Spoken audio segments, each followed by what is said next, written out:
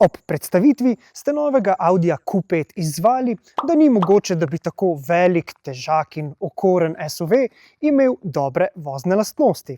Pa smo preizkusili njegovo športno varianto SQ5 in smo ugotovili, da je v vožnji zelo lahkotna, njen motor pa je zelo prijetno in melodično zapel.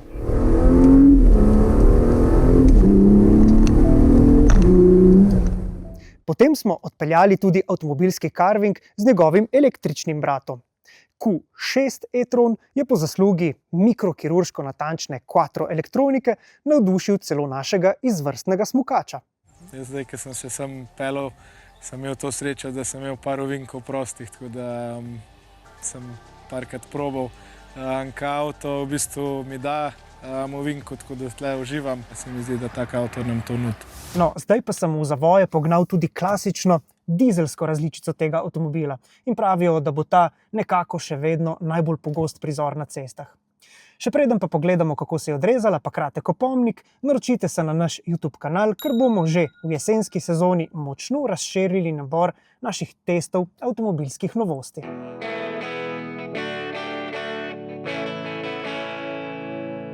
Seveda, dvolitrski turbodizelski štirivaljnik s 150 kW moči ne sune tako močno kot recimo športni SQ5 ali pa električni Q6. No, ampak moram priznati, da sem tudi ob vožnji tega avtomobila v ovinkih zelo užival, s čimer Audi nekako sledi izboljšavam zadnje generacije, ki smo jih odkrili tudi ob testu modela A5.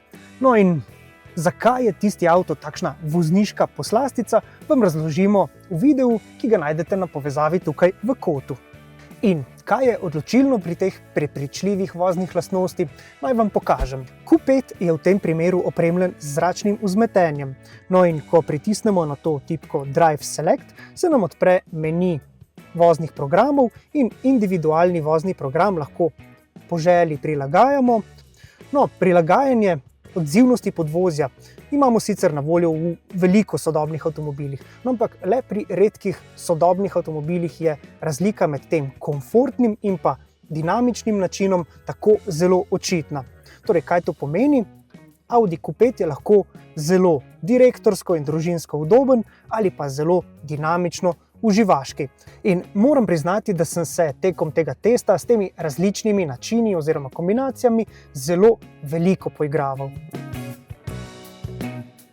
Na splošno pa je notranjost v skladu s trendi popolnoma digitalizirana. Poglejte, po novem ima svoj lasten zaslon tudi sovoznik, no in tega zaslona jaz na spisku dodatne opreme nikakor ne bi izbral.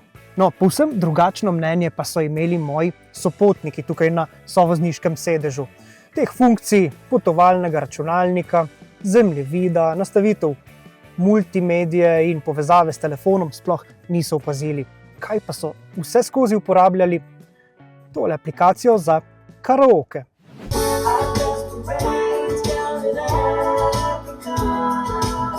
Tako sem med vožnjo poslušal ure in ure prepevanja in lahko si mislite, da je ta zaslon resnično namenjen le užitkom sovoznika, ne pa toliko voznika.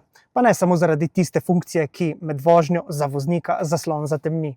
S pomočjo tako imenovane zaklopne tehnologije se ta zaslon med vožnjo za voznika zatemni, viden pa je samo sovozniku. No, če bi moji sopotniki vsaj za trenutek ugasnili to aplikacijo s karaokami, bi lahko na tem sovozniškem zaslonu ugotovili tudi oziroma odčitali, da je pogon tega Audija Q5 zelo varčen. Na našem normnem krogu se namreč zabeleži uporabo le 5,8 litra na 100 prevoženih kilometrov, kar pomeni, da gre po naših meritvah po novem za najbolj varčen turbodizelski SUV tega razreda.